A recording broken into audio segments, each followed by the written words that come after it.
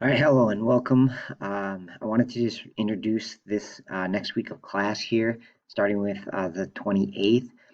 One thing I want to point out, we're going to learn strings, right, which is actually a pretty important concept from the second chapter, and there's a lot of information, and I didn't really have a great way to break it up. So on Monday, this is going to be kind of a long lesson, right?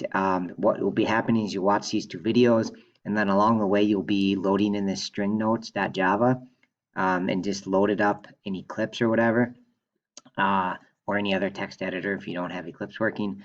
But load it up and then practice typing in the notes with me with those videos. All right, so basically you'll use these videos to do these notes.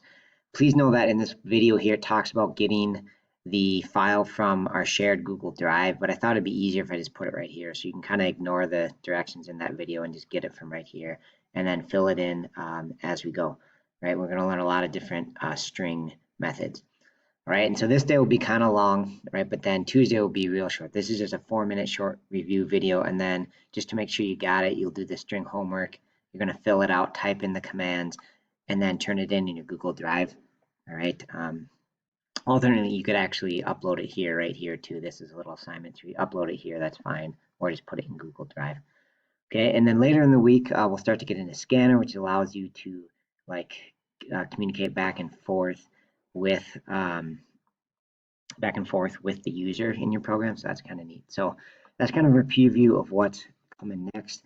I know it's confusing logistically, all the different stuff on Schoology, all the different pieces. So please let me know if you need help with anything or you need help finding something.